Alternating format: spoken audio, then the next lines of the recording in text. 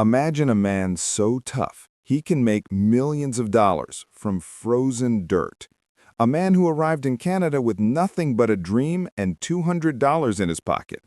Today, he owns a $20 million mining empire. He vacations in a beautiful oceanfront condo in Mexico. He is a king in the Yukon wilderness. But the cameras on his hit TV show Gold Rush only tell part of the story. What they don't show you is that during mining season, this millionaire sleeps on a simple couch in a small cabin with a fridge stocked only with water and chocolate milk. He once set an entire pond on fire for a Viking ritual, a stunt that cost him $31,000 in fines. And the most shocking part of all? He refused to follow the television network scripts, and by being completely, brutally honest, he became the highest-paid miner on the entire show. This is the unbelievable true story of Tony Beets, a man who built a life of incredible luxury entirely on his own brutal terms. Tony's story does not start in the Canadian goldfields. It begins far away in a cold, frozen village in the Netherlands called Wideness. He was born on December 15, 1959, and that winter was especially brutal. The temperature dropped to 8 degrees below zero, and the cold was so severe it killed almost a quarter of all the farm animals in the region. Tony's family was not rich. They had 4 children, and Tony was the third. His father owned 52 cows, and from selling them milk, he barely made 2 guilders for each cow every month. That is not very much money at all. Life on the farm was incredibly hard from the very beginning. By the time Tony was just 5 years old, he was waking up long before the sun came up to help milk the cows. His hands were so small that they would blister from trying to grip the cow's frozen udders. He did this every single day, even before he went to school, for 8 years in a row. He missed over 40 days of school each year because there was always some emergency on the farm. He was already learning to choose work over everything else. The family's house was tiny. It was only 89 square meters, which is about the size of a small apartment, and 6 people had to live there. Tony slept in the same bed as his 2 brothers until he was 14 years old. His parents worked more than 14 hours every day just to keep the farm running and food on the table. During the best season, the cows gave about 847 liters of milk each day, but after paying for animal feed, vet bills, and fixing broken equipment, the family was only left with about 240 guilders a month. It was never enough. The work was so hard that Tony's mother collapsed twice during the calving season when new baby cows were born. She had to be hospitalized once. Every day was the same difficult routine. Clean 50 stalls, haul over 2 tons of hay every week, and deal with the sadness and cost when a cow died, which could set the family back nearly 2,000 guilders. Tony watched his father's body break down from the work. By the time his dad was 45 years old, he had arthritis and his fingers were twisted and painful from years of milking cows. The family tried to make extra money by selling cheese, but that only brought in another 180 guilders a month. It was a constant, desperate struggle. When Tony was 12 years old, he did something that shocked everyone in his small traditional town. He refused to go to his church confirmation classes.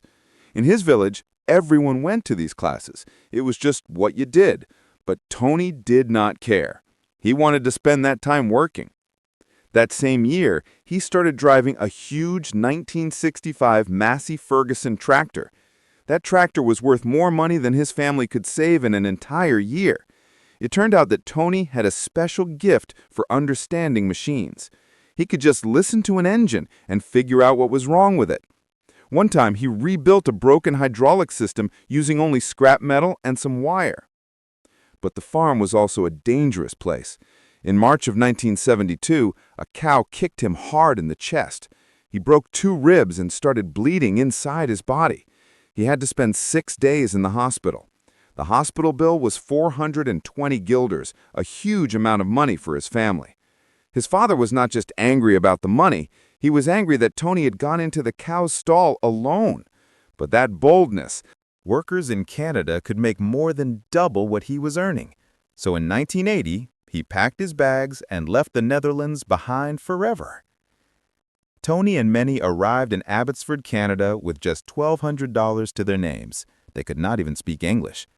Tony's first job was at a place called Pacific Mushroom Farms. It was a terrible place to work. The shifts were long and they worked in dark, windowless rooms that smelled like rotting compost. The air was thick with the smell of ammonia, and rats would crawl through the piles of waste. Tony was paid only $3.50 an hour. Minnie, who was pregnant with their first child, had an even worse job, sorting mushrooms for less money. They were so poor they had to live in a cold, damp basement apartment. It was so cold they had to sleep in their winter coats. Because Tony could not read the English warning signs, he almost got crushed by a forklift one day. After 8 months of this horrible work, they had both lost 30 pounds and were so tired they thought about giving up and going back to the Netherlands. But they did not. They stayed. Then came a turning point, a dangerous one. In March of 1982, Tony was working a construction job in Vancouver. A big storm hit and the scaffolding he was standing on collapsed. Tony fell 30 feet to the ground and cracked his skull. He spent 6 days in the hospital. The injury was terrible, but the company paid him $10,000 as a settlement. For Tony and Minnie, that was life-changing money. But what shocked Tony more than the money was why the accident happened. He found out that 3 other workers had reported that the scaffolding was unsafe, but the company had ignored them. Nobody cared. That experience gave Tony a deep, lasting distrust of authority and big companies. He used the $10,000 to buy his own truck and tools. He swore to himself that he would never, ever work for someone like that again. Tony then moved to Alberta to try to get a job on an oil rig. The pay was better, about $15 an hour, but the work did not last. In late 1984, the price of oil crashed. It went from $34 a barrel to only $10. Tony lost his job along with 85,000 other people. Now, he and Minnie had 3 young children to feed. Their rent was $500 a month, and they had no income. Minnie had to work 2 shifts at a local diner. Her hands were always covered in burns from the hot grease. Things got so bad that Tony had to pawn everything they owned, even their wedding rings. To heat their baby's bottles, they had to use candles. Then, on Christmas Eve, their landlord handed them an eviction notice. They were being thrown out of their home. That was the lowest point. That night, Tony made a decision. He was going north, to the Yukon, where he heard there was gold. He drove to a town called Dawson City in an old, beat-up 1976 Ford pickup truck that had over 200,000 miles on it. He had only $200 in his pocket. The trip was a disaster. The truck broke down 6 times on the long, lonely Alaska highway. One time, the brakes failed completely while he was driving on an icy mountain road. He fixed them with wire from a coat hanger and some duct tape. When he finally got to Dawson City, he went to every mining camp he could find and asked for work. The miners laughed at him. He was a Dutch farm boy who knew nothing about gold mining. But they soon saw that he had a gift for fixing and operating heavy machinery. He got hired at a place called Guggenheim Creek for $12 an hour. On his very first day, he was so nervous he drove a bulldozer right into a sluice box, causing $3,000 in damage. But instead of firing him, the boss saw that Tony was willing to work hard to fix his mistake. Tony worked 16-hour days to pay for the damage. They decided to keep him. That first winter in the Yukon nearly killed him. He lived in an old trailer with newspapers stuffed into the cracks in the walls to keep the cold out. The temperature inside still dropped to 20 degrees below zero. Outside, it was 45 below. The heater kept breaking. He slept in every piece of clothing he owned. One night in January 1985, he got stuck outside during a blizzard while trying to fix a generator. His hands froze. 3 of his fingers turned black. The nurse in town told him he needed to be flown to a big hospital or he might lose his fingers. But Tony could not afford a plane ticket. So, for weeks, he soaked his hands in warm water. He eventually lost the feeling in 2 of his fingers forever. For food, he mostly ate canned beans and he lost 40 pounds. Minnie was back home terrified that her husband would not survive until spring. Then he got a lucky break. He was earning about $1,200 a week working heavy equipment for a mining crew. One day, their most important machine, a huge excavator, broke down. The whole season, worth $150,000, was in danger. Tony did not give up. He went around to old, abandoned mining sites and scavenged for parts. He managed to fix the giant excavator in just 2 days. He saved the season. The boss was so happy, he doubled Tony's pay. In that moment, Tony realized something very important. His mechanical skills were not just a job, but their ticket to becoming rich. In 1986, Tony was finally ready to be his own boss. He leased his first mining claim for $5,000 near a place called Bonanza Creek. That season, he pulled 20 ounces of gold out of the ground. The next year, he decided to partner with another miner named Jake Morrison. Jake showed Tony impressive reports about how much gold was on his land. Tony trusted him and put his entire life savings of $20,000 into the partnership. But the reports were fake. There was hardly any gold there. Tony later found out that Jake had scammed 2 other miners the same way. Tony was so angry he got into a physical fight with Jake in the street and took him to court. But it was too late. Tony had lost everything. He had to declare bankruptcy. His reputation was damaged, but the local miners, who knew the truth, still respected him for his hard work and skill. In 1988, he went to work for a well-known miner named Big Al McGregor. While working there, Tony noticed the problem. Tiny flakes of gold called fine gold were washing right through the screens in the wash plant and being lost forever. Tony came up with a brilliant idea. He built a special 3-stage mesh system that caught more of the gold. It improved the amount of gold they recovered by 30%. Big Al was so impressed, he gave Tony $50,000 in bonuses that year. But Tony was also becoming known for his tough personality. He did not tolerate lazy workers. He fired 3 men for drinking alcohol on the job. People started to see him as someone you did not want to mess with. In 1989, the Yukon winter was especially cruel. Temperatures dropped to 50 degrees below 0 Celsius. Every other mining operation shut down for the season. But Tony's crew had found one last patch of ground that was rich with gold. He was determined to get it. He did all the welding repairs on the machines himself, even though he had to wear 3 layers of gloves to keep his hands from freezing. He even built a special heating system using diesel burners to keep the machines from freezing solid. His crazy plan worked. They pulled out 150 ounces of gold, worth $60,000.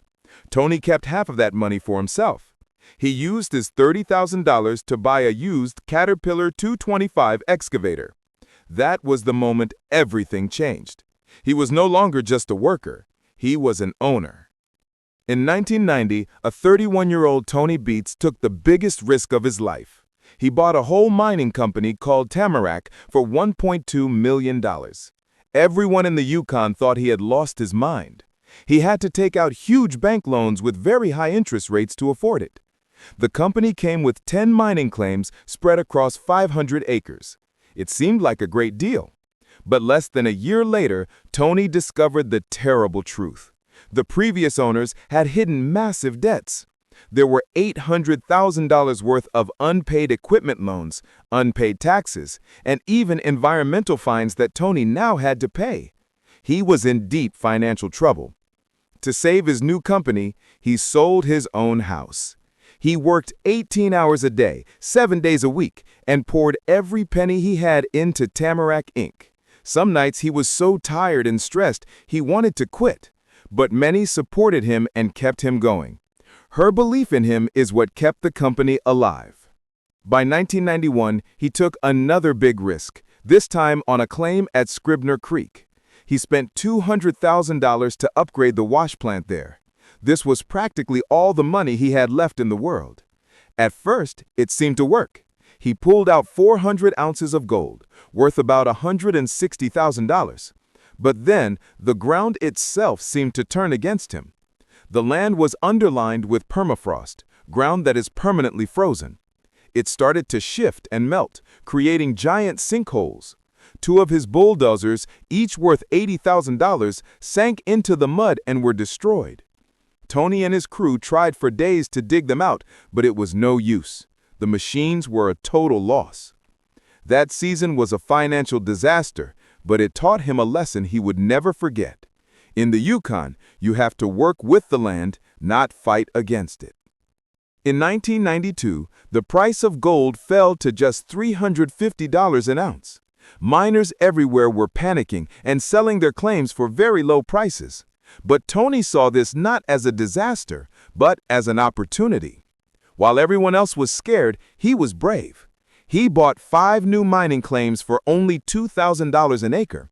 Normally, they would have cost more than double that.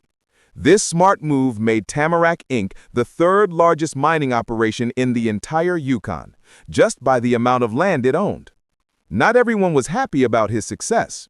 Some rival miners accused him of mining on their land. They filed official complaints against him, but nothing ever came of it. The drama only made his name more famous. Some people called him a shark, but others called him a genius. A year later, in 1993, trouble came from within his own company. A group of 12 workers had been secretly sabotaging the mining operation for months. They were messing with the equipment and ruining the systems used to capture gold. It cost Tony $50,000 in losses before he finally figured out what was happening. When he fired them all at once, they got revenge. They vandalized $30,000 worth of his machinery. Tony was so worried he had to hire security guards for $500 a day just to protect his site. With no one else to trust, he turned to his family. Many took over $300,000 on 3 huge wash plants. The reward was incredible. That season, he pulled 1,000 ounces of gold from the ground, worth $400,000. But his success was almost destroyed by someone else's mistake. A neighboring mine had a terrible accident. A chemical called cyanide, which is used to extract gold from rock, spilled into the local water system. The poison flowed right into the creek Tony was using for his water supply. All the fish in the creek died. Tony's operation was shut down for 3 weeks. The cleanup and the cost of building a new water system cost him $150,000. He was furious, not just at the other mine, but at the government for allowing such dangerous practices. From that day on, he built his own water recycling system so that no one else could ever shut him down again. Produced 500 ounces of gold, worth $200,000. But on the 12th day of operation, disaster struck. The massive chain that held all the digging buckets snapped and sank to the bottom of the river. The chain alone weighed 8 tons. Tony had to hire special divers and a recovery team, which cost $150,000. He even dove into the freezing 4°C water himself to help. The accident shut down his operation for 3 weeks, costing another $75,000 in lost gold. The chain had to be completely rebuilt from scratch. In 2012, the dredge finally started working well. It pulled in 1,000 ounces of gold, worth $400,000, and it cost less to run than his wash plants. But then Tony did something that many people thought was stupid. For fun, and for a dramatic television moment, he poured 50 gallons of gasoline into the pond around the dredge and set it on fire, calling it a Viking ritual. The government was not amused. They shut down his operation immediately. The fire had killed fish and polluted the water. He was fined $75,000 and lost 6 weeks of work. The total cost of his stunt was $180,000. The year 2013 brought profits again. The Viking dredge produced 2,000 ounces, worth $800,000. But then the mean motor failed because someone had forgotten to change the oil. Rebuilding the giant engine cost $85,000, and the dredge was shut down for a month, losing another $300,000 in gold. Tony was so determined to fix it that he literally lived on the dredge, sleeping beside the motor while he and his son Mike worked to rebuild it. He lost 25 pounds from the stress and hard work. Then, in 2014, everything paid off. The Viking dredge produced 5,000 ounces of gold, worth $2 million. One amazing day alone brought in 47 ounces. But the dredge was also falling apart. The steel hulls had rusted so much they were 40% thinner. Tony spent $400,000 to fix it. He did much of the welding himself in 30 below zero weather. He got frostbite on 3 of his fingers, but he refused to hire outside help.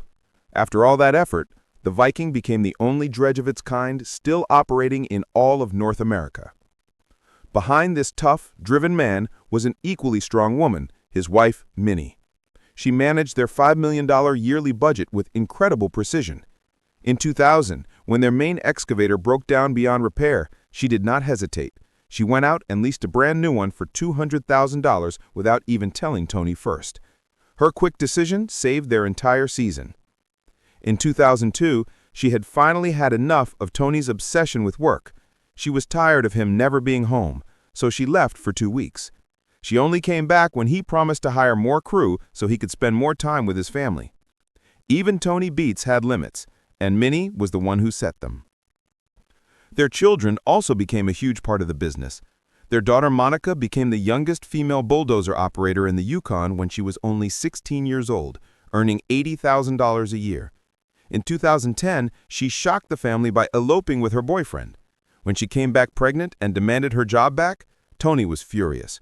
But when she used her skills to improve their gold recovery by 4,000 ounces, he saw how valuable she was. She became a vital part of the multi-million-dollar operation. Their son Kevin had his big moment in 2015. Tony gave him some land to mine, but refused to lend him any new equipment. He wanted Kevin to struggle and learn, just like he had. Kevin took the old, broken-down gear and through sheer hard work pulled 1,000 ounces of gold from the ground, worth $400,000. He proved his father wrong. That success changed their relationship forever and brought them closer together. Their other son, Mike, faced his own crisis in 2016. He was in charge of a crew and he pushed them too hard with 14-hour shifts. The entire crew walked out in the middle of the season. Mike had to fire them all and train a completely new team himself. It was a huge test of his leadership.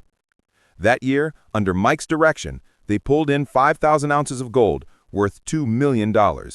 Even tough Tony had to admit, Mike saved our asses. In 2011, Tony Beets joined the television show Gold Rush. At first, the Discovery Channel did not see him as a star. He was only supposed to appear in 3 episodes in Season 2.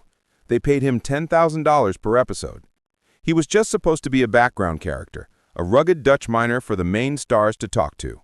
But everything changed the moment Tony had a huge, explosive argument with a young miner named Parker Schnobel. The cameras caught Tony unleashing a storm of curses at Parker, calling him a spoiled kid who did not know anything about real mining. That single, angry outburst got over 50,000 comments online in just one day. The ratings for the show jumped 23% that week. The Discovery Channel executives took notice immediately. They brought Tony back for Season 3, raised his pay to $15,000 per episode, and gave him more screen time. The viewers loved his strong Dutch accent and his brutal honesty. A character who was meant to be a minor role had become the most exciting part of the show. A year later, in 2012, Tony's big storyline on the show was his struggle to rebuild the old Viking dredge. It was a $200,000 gamble. Then, during filming, son Mike made a costly mistake at the wash plant, losing $50,000 worth of gold-rich dirt. Tony erupted on camera, shouting, "You just cost us a house, you idiot!" That dramatic moment was uploaded online and got 2.3 million views on YouTube in a single week. But in the end, Tony's gamble on the dredge paid off. It produced 3,000 ounces of gold, worth $1.2 million that year. Discovery was so happy with the drama and high ratings that they gave Tony a $100,000 bonus. That episode became the most watched of the entire season. A formula was born. Real family conflict, real financial stakes, and huge rewards. By 2014, the drama got even more real. Tony's Viking dredge caught fire during filming. Hydraulic fluid leaked into a nearby creek. It made for exciting television, but behind the scenes, Tony was in serious trouble. Yukon regulators hit him with a $400,000 fine for polluting the environment. Tony's response on camera was pure Tony Beets. Those government bureaucrats can kiss my Dutch ass. I've been mining longer than they've been alive. The television network's insurance paid for the cleanup, but Tony still had to pay $150,000 from his own pocket. That episode was a huge success, drawing in 5 million viewers. Tony had become a symbol on television, part miner, part rebel. By 2018, the Discovery Channel launched a spin-off show called Gold Rush: The Dirt. By now, Tony was a superstar. He was earning $175,000 per episode. He was not just a miner on a TV show, he was a brand. The show revealed the full scale of his equipment fleet, which was valued at $5 million. It included 12 excavators, 8 bulldozers, 4 wash plants, and the famous Viking dredge. That year, his mines produced 6,000 ounces of gold, worth $2.4 million, and he owned every single piece of equipment outright. There were no loans, no leases. Parker Schnabel, when he visited Tony's site, said it felt like Willy Wonka's chocolate factory, but for gold mining. Tony's catchphrases like, "That's not mining, that's gambling," started trending online. The show averaged 2.8 million viewers every week. Tony had become so popular he could carry the whole show on his own shoulders. In 2023, he had his best year ever. His team pulled 7,000 ounces of gold from the ground, worth $2.8 million. It was the highest amount ever mined by a single miner in the history of the show. The episode where he hit this milestone was watched by 6 million people. But the most surprising thing was that Tony refused to play along with any fake drama. He told the TV producers directly, "This is real mining, not Hollywood BS. Find your drama elsewhere." He walked away from scenes where they wanted him to fake an equipment breakdown or have a staged argument with his family. And you know what? The ratings did not drop. They actually went up by 15%. The season ended with a quiet, real celebration at Tony's home in Dawson City. His crew was 47 people strong. He looked at the camera and said, "After 30 years in the Klondike, I've proven that hard work and smart mining beat TV drama every time." He had started at $10,000 an episode and became the soul of the show, all on his own terms. This same rebellious spirit that made him a TV star also got him into serious trouble with the law. In 2014, he set that pond on fire for a Viking ritual on camera. He thought it was just a fun, dramatic tradition. The Yukon government did not think it was fun. They charged him with breaking the environmental laws. The legal fight dragged on until 2017. In the end, Tony was fined $6,000 personally, and his company, Tamarack Inc., had to pay another $25,000 for polluting the environment. Fans were shocked to learn that his stunt had actually polluted the local water. What made it worse was that he had been warned about the dangers but ignored the rules. For once, the drama from the TV show had caused real-world damage. In 2018, things got even worse. The government department that protects fish denied Tony's water license. They said his dredges were destroying the places where salmon live and breed. Without a water license, a miner cannot operate. His crew of over 30 people had to sit around for 3 months with no work. That shutdown cost him $500,000 in lost gold, and at a public meeting, Tony exploded with anger, calling the government regulators tree huggers who were hurting hard-working families. Then some leaked papers showed that Tony had not been completely honest on his past environmental applications. Some people defended him, but others were very critical. The whole town of Dawson City felt the economic impact of his shutdown. In 2019, Tony tried to appeal the fines from the pond fire. He lost. The judge was very harsh, saying the fire was completely preventable and that Tony should have known better. Tony admitted that it was not just for the television cameras. He truly believed the fire would bring him good luck. The judge was not impressed and added another $10,000 to his fines. But in a strange twist of fate, that same season, Tony's crew mined 5,000 ounces of gold, worth $2.4 million. The fines, which now totaled $41,000, seemed like a small price to pay compared to his massive profit. Some people called him reckless, Others called him unstoppable. In 2020, false rumors spread online that Tony was going to prison for a year. This was not true, but in 2022, real trouble found him again. Government inspectors discovered that he had been mining on a claim without the proper license. He faced a potential fine of $100,000. Work stopped immediately. That single shutdown cost him $300,000 in lost gold, and it was especially painful because the ground they were about to mine was estimated to hold 4,000 ounces, worth $1.6 million. Tony's lawyers worked frantically. They managed to avoid the $100,000 fine. Cool fine. But Tony had to agree to follow very strict environmental rules from then on. It was a clear lesson that even for a veteran like Tony, one mistake could cost him everything.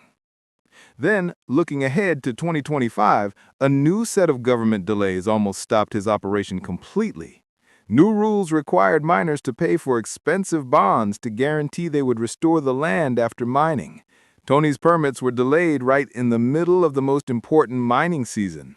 His crew of 40 workers was in danger of having no jobs.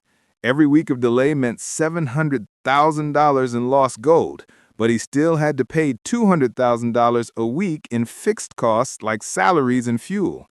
In just 3 weeks, Tony lost over $2.1 million. He did not just sit back and accept it. He flew to the government offices, met with regulators, and gave speeches about how the rules were hurting working people. His permits were finally granted, but the fight shook him. He posted on Facebook, vowing to fight the system for the sake of future miners. Over 100,000 people liked and shared his post. Working families all across North America understood his frustration. So, what is the shocking truth behind all this struggle and drama? Tony Beets built an empire from absolutely nothing. He arrived in 1980 with $200. By 2025, he owned a $20 million mining operation. His company, Tamarack Inc., now holds 337 different mining claims in the Yukon.